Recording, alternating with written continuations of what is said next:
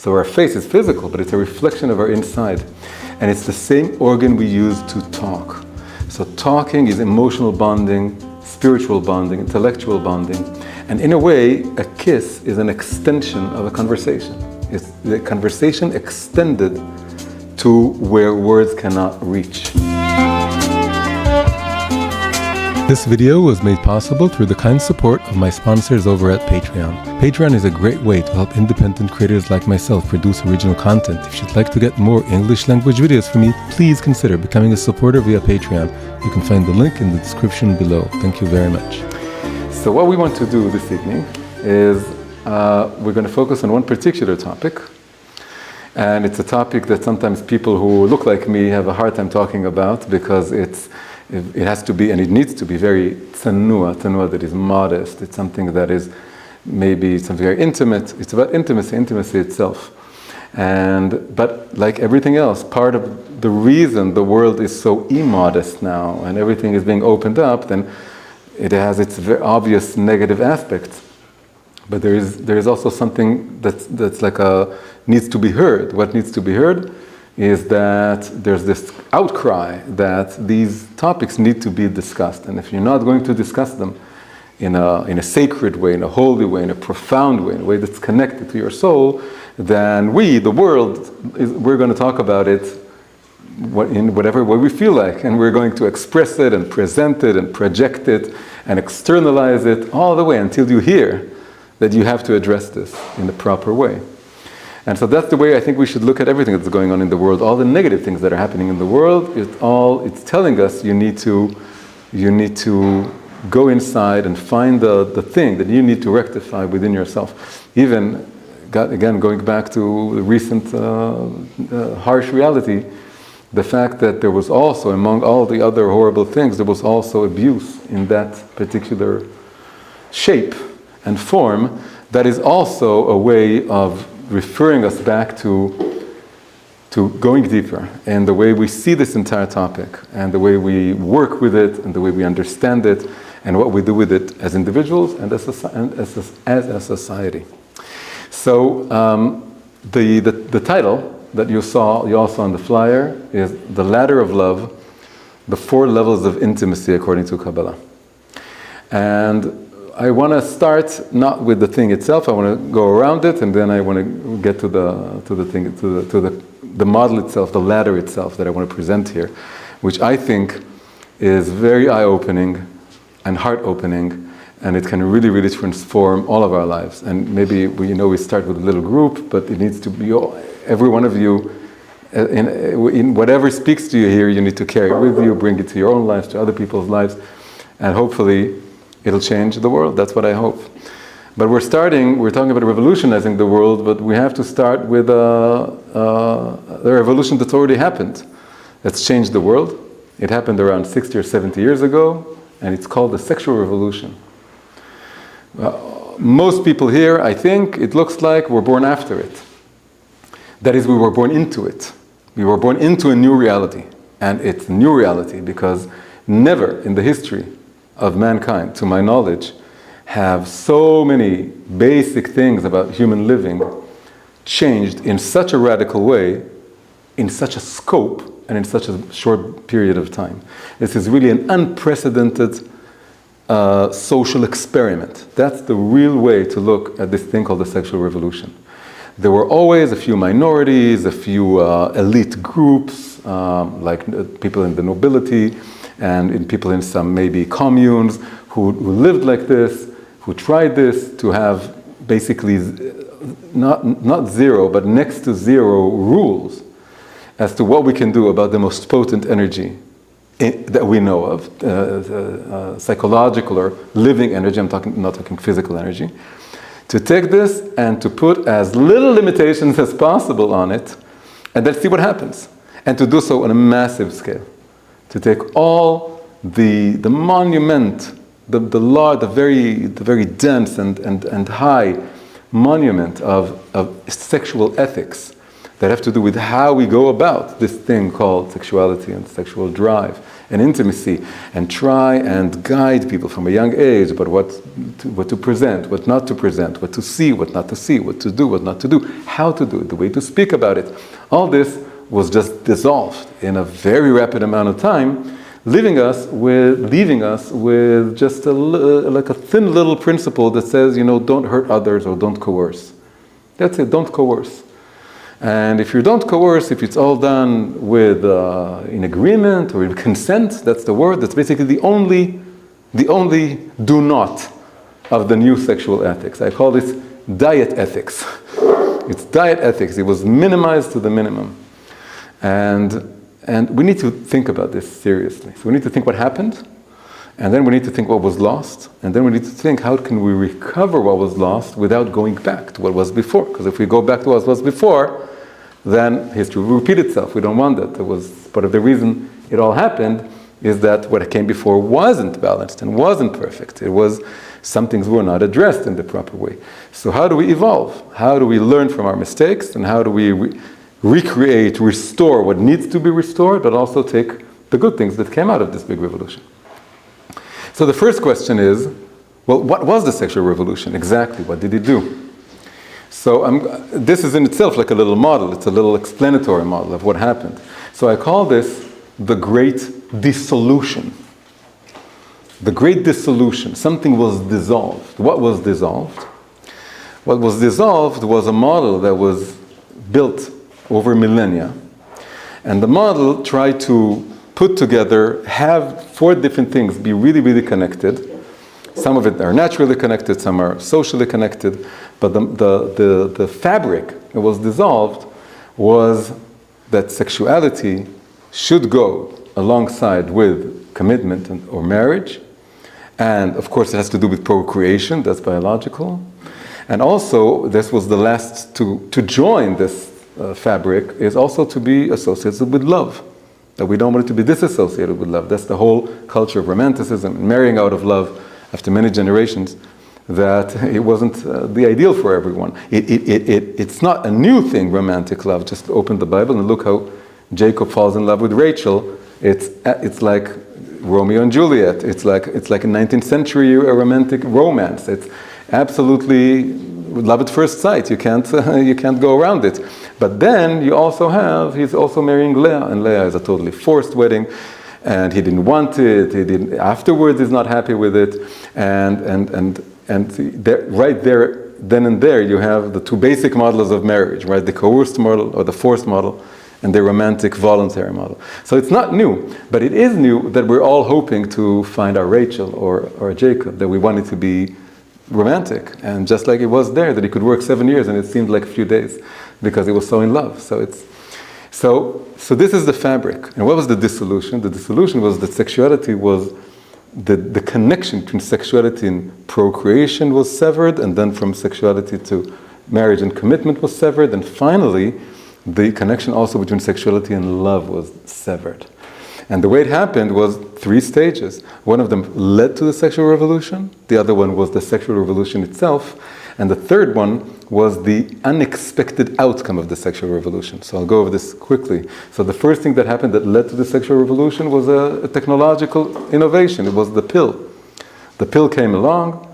It's a big question. It's like an egg or chicken question. If that created, or it was people searched for it, doesn't matter. Once it came, all of a sudden a totally new thing happened. There were always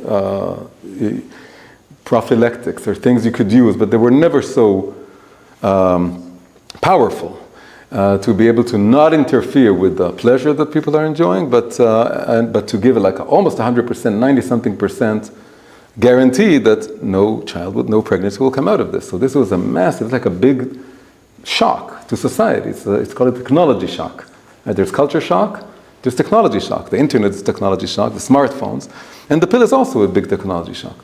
And what it did was, for the first time, to an extent unknown before, people could think about sexual intimacy with zero thinking about procreative outcome that it may or may not have. Just to dissociate the 2. No one thought it would lead to what it led. People thought it would lead to family planning and couples maybe controlling how many kids there are, but when they want to have the kids. And that's indeed a new thing that came into the world, family planning. But very quickly after that, the sexual revolution came.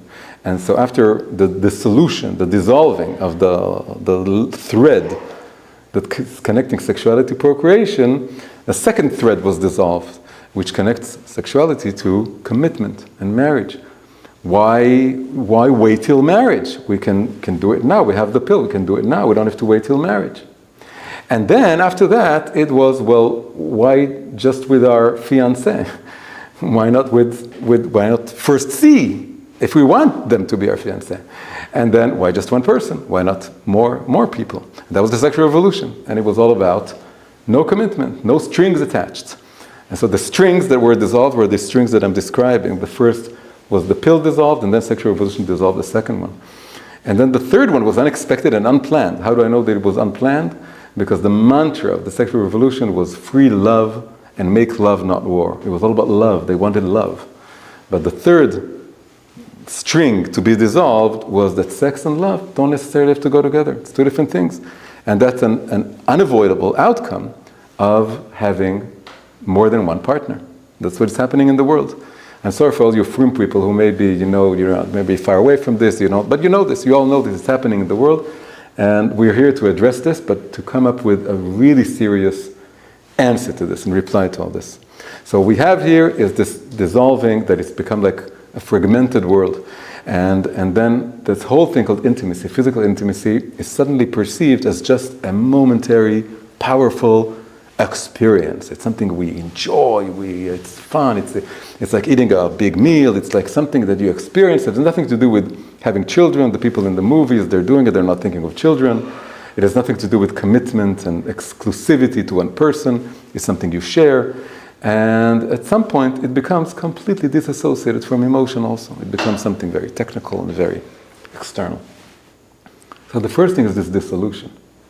But there was another thing, and that's what I want to focus on. And it goes along with it. And this is not the great dissolution. I call it's the great flattening. The great flattening is taking something that is multi-layered, has a lot of aspects to it, and flattening it so it's only or mostly associated with its lowest level, its most base level. And then people born into this find it hard to imagine or hard to think of, maybe a little changing when they mature. But as they come into the world, they experience the world, they perceive it, instead of a pyramid, as just like a one-storied house that doesn't have any feelings of higher, loftier things that could be associated with this. That's the way they think about it. So now I want to present the model itself. And the model itself is a 4-level pyramid type model. As you see, it's not exactly, we start with a pyramid, then it becomes more interesting. But we start with a pyramid, it's 4 levels. Each one is higher than the first, and it's narrower in some ways, you'll see why. And it's based on a Kabbalistic model that is in itself an amalgam of different things that have appeared over the generations. But this model itself was pieced together. It appears in one of Rav Yitzchak Ginsburg's books that I mentioned, that he writes a lot of books. So one of them, he talks about, again, he didn't invent this, but he put it all together in a certain way. It has to do with, it's called the 4 kavanot, the intentions of intimacy. What you can have in mind as you're doing it. But if you think about it, it's more than that. It's thinking about the whole thing called intimacy. What does it mean? What is it all about? And once we have these 4 levels, a lot of good things come out of it. We can understand the problems about other models and perceptions, what they're lacking. We can think about it, of this whole thing as a ladder that we can climb. What does it mean climbing the ladder? What does it mean adding one level, going to one level? And we can think about how to do it. And I'm sure there are other things that I'm not aware of that can come out of it that have to do with education and with marital relations and many, many things. So first I'm going to just go over very quickly about the levels. And then we'll start exploring what we can get out of this model. The first level is the most basic, most simple. So the word here is satisfaction. Sexuality, on the most basic subjective level, it satisfies a need. There's an urge, there's a need. It's biological, it's physical, people experience it. And sexuality is on the most subjective, from the most subjective point of view, It's something that I feel that I need, I desire, I want it, and then I get satisfaction out of it. It satisfies me. That's the first level. Second level is communication. In a very basic way, intimacy is a kind of dialogue. It's a kind of communication. It's a way of increasing intimacy, emotional intimacy, bonding. It's a form of speech. People are talking to one another. It's no coincidence that the organ of speech is also the organ of a form of intimacy, of a union, of coming together. So the kissing and the talking, it's the same organ. And in fact, in Kabbalah, there's a whole explanation that there is a kind of spiritual zivug, or union. That's what the kiss is all about. A kiss, it says that the body is built in such a way that there are two levels of connection, of bonding. One is very physical, and that's where you see very much who's male, who's female, and that brings babies into the world. And the other one is much more symmetrical. Each one is both male and female in some ways. And that is happening on a more emotional, spiritual level. They don't exchange something that procreates, but they exchange like their breath, their emotion. It has to do with their face. The Hebrew word for face, panim, has to do with pnimiyut, the inside of you. So our face is physical, but it's a reflection of our inside. And it's the same organ we use to talk. So talking is emotional bonding, spiritual bonding, intellectual bonding. And in a way, a kiss is an extension of a conversation. It's the conversation extended to where words cannot reach. At some point, words are not enough. And then something even more, stronger than words, is using the mouth for kissing. And so this is another form of union. So just these two levels, you can feel on the first one, it has to do more with satisfaction. Of course, there can be like a connection between the two levels. But in and of itself, the first level is very subjective. Satisfaction, the second one is communication. That's it's like if you ask if somebody's walking around the world today, he may not know of this, he may not think of this. He would think it's something completely narcissistic that two people are engaging in. So each one can get their own satisfaction out of. And that's how it's presented after the flattening, the great flattening of sexuality to just the first level, or almost just the first level. But it's a big level, it's a level in and of itself. Another second level has to do with physical intimacy is a form of conversation. It's a form of communication. It's a way of getting to know one another and expressing one another and coming together, becoming closer, just like a good conversation does. So that's a nice, beautiful thing in and of itself. That's the second level. And by the way, if we're talking, so the foundation for this is the kavanot of the zivug. So the first one is to relieve the need. It's a kosher, it's the least high, but it's an okay kavanah to have. And then the second one has to do, it's encapsulated in the commandment, in the mitzvah called onna. The mitzvah of onna is the mitzvah of the husband to satisfy the wife. It's not just, so it seems like satisfaction, but it means that he needs not to think about himself. He's dealing with what the other one needs. And that is already a rudimentary form of communication. So this is just where it's coming from. The third level is procreation. And that's what it is. It's part of what it is. The world forgot about it. The world is presenting this illusion after the invention of the pill. Like I said, it's like two different things. It's not. It's deeply, deeply connected to procreation. That's what it was originally made for. It's there in the background. The tension between male and female is a procreative tension, even if there's no baby in the horizon, for any reason whatsoever, because they're older, because they're already pregnant, because it doesn't matter. It's there in the background. There's the potential for birth and growth and another soul coming into the world. There's something wondrous, on the verge of miraculous about this whole thing called sexuality. We can't think about intimacy and sexuality without addressing the fact that it touches upon it verges upon us being almost godlike, or being partners with God in bringing a new neshama, a new soul into the world. That's a massive thing. It's not just eating, it's not breathing, it's not digestion, it's not any of those things, something completely else. If it works, then the most incredible thing we can imagine happens, which is a new soul comes into the world. That's another level to add. We could have said maybe it's a lower level because it's biological. And the communication level, it's not biological, it's more emotional, and animals don't have it. Animals do have procreation, but they don't have communication. But the way this model is built is that we're going from this subjective to objective. We're going from what I feel and experience, and then I see and then my vantage point expands, and I see more. So that's when I become aware. We can even imagine, it's not clear when exactly humankind became aware that procreation and sexual union are one, they go together. In fact, one of the Perushim for when Cain, the first human child that's born, is born, and Chava, she says, Kaniti ish et Hashem, which literally means I created a man with God. It's Kaniti is one of the words for to create.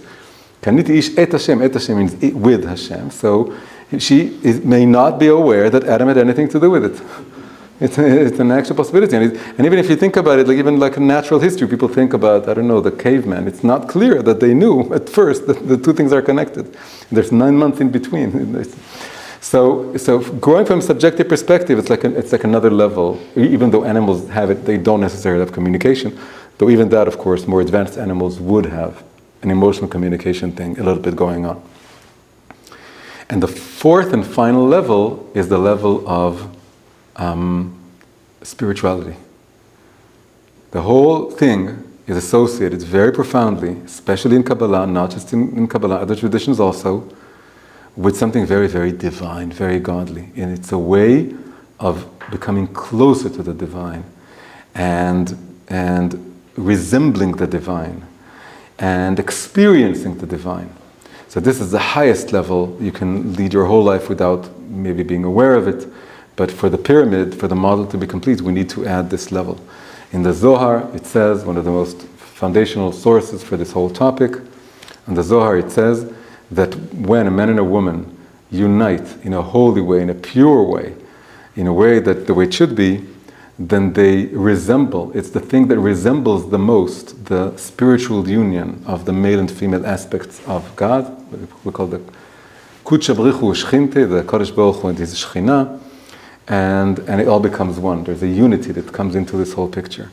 And it's something that is definitely in the background. The higher it is, the more in the background it is, but it's definitely there, and it's an important level to add. So let's just pause here. Just having these 4 levels all be together, that's already, I feel like, unflattened. That after this great flattening, I suddenly have a feeling of height, of depth, of layers, of things to discover. And for me, just seeing this, putting this in these words, it was like, oh, fine, this is the whole picture. This is the full thing. This is the way it should be taught. It should be presented. It should be understood. That's the way you should think about it. Anything that doesn't have all these levels, there's something missing. Let's give a few examples. You can think about all kinds of cultures. You all know these cultures, that they address only 1 or 2 or 3 out of the 4 levels, but they don't address the other ones. So a few examples. So the flattening is, of course, the most simple one. It's the one we see. That is, that if you look at just the posters and the movies, whatever, it seems like it's only the first level. There's no emotional communication, no one's thinking about kids, and certainly no one is thinking about God. They're running away from that. They're only thinking about the technical or subjective satisfaction level. So that's one. But there are other traditions and cultures the other way around. They're only thinking about the 4th level. They say if you're a holy man, we have it both in the East and in the West, if you're a holy man or a holy woman, then you don't need to have any of the lower 3 levels. It's like the kind of mirror image of the first one. You don't need to satisfy yourself, that's ego. You don't need to think about the other person, because again, you're only enforcing their own ego. You don't need to have kids, because why bring another person into this world of suffering and illusion? And all you need to do is live in your ashram or your monastery and just unite with God. And that's your sexuality. Just sublimate it all the way to the 4th level, and that's all you have. That's the second example. There are more examples. Christianity, it had this model of the monk, the nun, that they only have the 4th level. But it allowed other people to get married. And then what did they have? They had the upper 2 levels, maybe the 2nd level, but they didn't address, or they saw it was all guilt-ridden about the 1st level. Right? So you marry, so you have the satisfaction. But you also know in the back of your mind that if you were truly holy and truly, like, you went all the way with with loving God or loving JC, then you wouldn't do it. You wouldn't marry. You wouldn't have it. You would be in a monk somewhere. So it's guilt-ridden. The whole level of the first level is guilt-ridden. And the communication level, I don't know how much they talked about it. And then you have just the procreation and the connection with God. You're procreating. And there was even, in the Catholic world, there was even, if you can't have babies, you're not supposed to be intimate. Like during pregnancy, you're not supposed to do it. One example, after menopause. Not that everyone did it, but it's written in some books that that's the way it is. So that's just like almost ignoring or seeing it as a necessary evil to have the lower level or two. Another combination you can think of is a society that's very ideological and then and very materialistic. So society is very materialistic. It would give room to the level of satisfaction. It would give room to procreation because it's an ideological society. It wants to procreate. But because it's a materialistic worldview, then it wouldn't have the uppermost level of divine or godly connection, and it wouldn't have maybe not so much also the communicatory level. It could be a materialistic society, it could be a very, very frum society also, a very dati society, that they don't address this topic of communication between the couple and all this.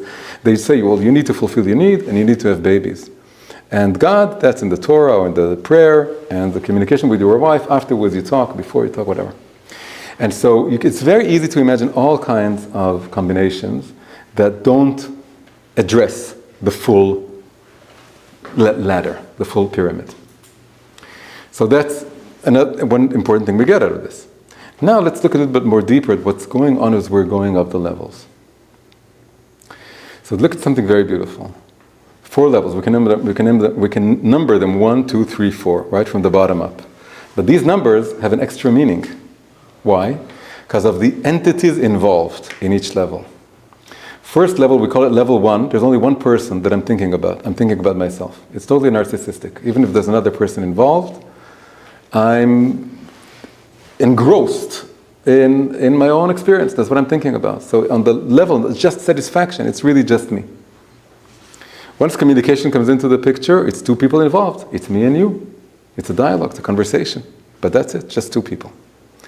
Once we start thinking, remembering, addressing the fact that, hey, this thing, even if not right now maybe, but this thing we're doing, this thing that's happening, it can bring a new neshama into the world, a new soul. It's procreative. Then a 3rd entity is now hovering, or actually on its way, joining the picture. We become from 2 to 3. And there's an even explanation, a beautiful explanation, that when a couple is being intimate out of true love, and there's no child coming out of this union, as happens with most times, then a spiritual child comes into the world. If it's true, a spiritual child comes into the world, they could experience in themselves a rejuvenation, a new experience, something new, another level, another layer, another thread through the fabric of their communication. And there's even a place that it says that when a Jewish couple is intimate, with holy intentions and true love, and there's no child comes into it, the soul of a convert comes into the world somewhere. It has to procreate. It can't just be without an actual outcome in the world. The soul of a convert, or maybe someone is already alive, but then he gets it into his head to maybe look at this thing called Torah and see what's going on there. And that's because somewhere in the world, a Jewish couple really loved one another, and they brought a baby into the world, a new baby to the one child. And then, when you go up to the 4th level, a 4th person of sorts comes into the picture, and that's Hashem himself. And there's a saying in the Talmud, very famous one. It's saying there are 3 partners in the creation of man: the Kodesh Baruch Hu, the Father, and the Mother. So there are 4 people here. First we talk about the 3 partners in the creation of a new person. So altogether it's 4 different persona. How do you call it in the play? That a play has a certain players, and it says in the beginning of a play, it says the persona something. So that's a very interesting thing going on here. So we have, in a way, it was a pyramid, but now we see in terms of how many things are involved, it's an upside down pyramid. Because each one is added, and something is added. Another person, another perspective is added. If you do a pyramid, and then you add another pyramid like this, it's a Magen David. So on the outside, it's a pyramid. Why is it a pyramid? It's like the famous Abraham Maslow pyramid of needs. It starts with basic needs, and then another need, and also as we're maturing, right? When you're very young, you only think about yourself, then you think about another person, then you think about being a parent, and then you really start thinking about God, even if maybe you thought about it before. So you're maturing. But as you're maturing, your perspective is widening, and another person comes into the fold. So in a way, there's an upside-down pyramid that's sort of superimposed, or it's going along with this pyramid. Another thing that shows us that this also in this process of expansion is thinking about the dimension of time. The level of satisfaction is momentary. It's a momentary satisfaction. Then it goes away. If you live in the world of the great flattening, you feel hollow afterwards. You feel I wanted this so much, and I got it, and I had so much preparation, and then I got it, and then what did I get out of it? I don't know, a fleeting experience. It's momentary. Once another person comes into the picture, and you're thinking about this whole thing in terms of communication, relationship, you get out of the moment, and you start thinking about the future and time. Because you care about the other person afterwards, and not just at the moment, because it's not just an object, it's a subject. And you care about the person, your life and his life will continue, because you think of yourself in a deeper way. So now you're moving into time, you're thinking about a future, maybe a future together. And you think about it the way it should be from the very start. You're incorporating not just the living the moment ideal, which is totally narcissistic. We are living the moment. We have nothing but the moment, right? But we can live the moment in a very, I call it it's a mutilated moment. The romantic, live the moment, live it as if there's no tomorrow that the culture is talking about today. Because why is it mutilated? Because it's cut off from the past and cut off from the future. You're supposed to forget the past, your experience, your knowledge, and you're supposed to not think about the future, because that's not romantic and that's not living. You need to live as if there's no tomorrow. And that's not living the moment, that's living a mutilated, cut-up moment, an artificial moment. But truly living the moment is living the moment with all the residues and accumulated experience that I have, and projecting and thinking and planning and moving into the future. You're still living the moment. I'm present now in the moment. I'm with you, I'm nowhere else. But I'm with you, but I have knowledge and memories and things that I'm coming from. And I'm also thinking about the future, your future, my future. I'm thinking about this. So we can be present in the moment while still having, like the cones in physics, you have these diagrams of the cone of the past, the cone of the future. But it's all converging into the present. So you live the moment. You live the moment extending into time in the future. Then when you add the third level, that's even more than that. It's not just moving into the future. You're thinking about children. You're thinking about an indefinite future. Because indefinite generations may come out of what's happening right now here. Because our children can have more children and more and more and more. Once you think about procreation, you are beginning to move towards eternity. And this is not just for sexuality, this is for everything. When you start thinking seriously about procreation, you start thinking seriously long-term, not our own families long-term. You want to think while you're 20 about your grandchildren and your great-grandchildren. And you're thinking, the way I'm going to raise my children, I'm raising an infinite amount of generations. That's a powerful way to think about it. And that helps you, sooner rather than later, want to align your life according to eternal values. That's very simply what it does. So the more we are aware of the higher levels, the richer and more profound our life becomes in the present, even on the living just here, grounded and embodied in reality. Because we start thinking not just about the near future, but about the far future and the transpersonal future, the future of beyond ourselves. So that happens with the third level. What happens with the fourth level? The fourth level, we transcend time altogether. Because we're thinking about God, that's above time, it's over time. And there's something that's maybe the key to why these are connections, that this momentary, fleeting experience, you sometimes feel that you touch something eternal or infinite. In this very, very concentrated moment of experience, there's something that you disappear into that moment. And that you're reminded there's something much greater than you, and you dissolve yourself into this great thing. And this thing is above time altogether. And when you think about it, now we have these two pyramids. Now we have two pyramids. Because the first pyramid was like Maslow. And Maslow is the basic needs and less basic needs, and then things that are luxury. Like having a connection with God, that's like luxury, according to the Maslow pyramid. Right? You can have it, you can don't have it. It's everything on top. It's like the desserts. It's luxury. But once you have the upside down pyramid, it's not luxury at all. Everything is reversed. The most narrow experience is that of satisfaction. And then it's wider when you think about the other person. It's even wider and you start thinking about the whole thing as a procreative, constant flow of life that's going through me, and I'm influencing the world. And if new souls can come into the world, certainly also my children can benefit from us parents having a good relationship. Because this was something Rabbi Yitzchak Ginsburg once told me. He told me that the most vital thing to the way children grow is if their parents have what is called Shechina b'nehem. If the godly presence resides among them, between them. If there's a feeling at home between them of Shechina, of the presence of Hashem in their midst together, then beyond whatever they teach the kids or they don't teach the kids, and they give example, they don't give example, all these are very important, but this is the deepest feeling that their children will absorb. It also tells you that you can't cheat the kids. You can present to them that you have a good relationship and have all the fights, in quiet in the other room, because it's not something you hear or touch or see. It's something you like smell almost. It's like an ambience, and it's in the house. A child is like a litmus test, and they're able to, and it super consciously affects them. You can even say that the Shechina of the parents is the future chuppah of the child. You're building the chuppah, you're weaving the chuppah of your children in your own relationship with yourself as a couple.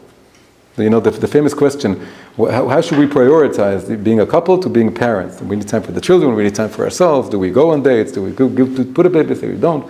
We give ourselves time. If we don't, it's totally connected one to the other. For you to have a good relationship as a couple is vital to your children, the way they grow. And you're weaving their chuppah in your love between you. So this is, you can feel that the levels are what's happening, going up from level to level. And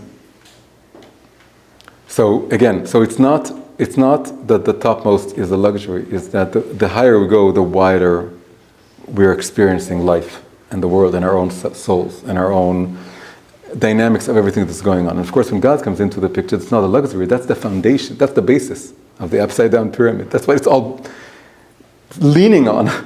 Everything is resting on the ground, the upper ground, so to speak, in this image of this reverse gravity pyramid. That this is the foundation of what everything is resting on. It's all resting on the so-called ground of heaven, or the ground of Hashem, the ground of godliness, and the faith in Hashem, and the connection to Hashem. And that's really the basic of this upside down pyramid. So, pretty powerful stuff, just thinking about these two pyramids together. Hi everyone, if you enjoyed this episode, please press like, subscribe to the channel, and leave a comment. If you want more English language videos from me, please consider becoming a supporter via Patreon. You can find the link in the description below. Thank you very much, and see you in the next episode.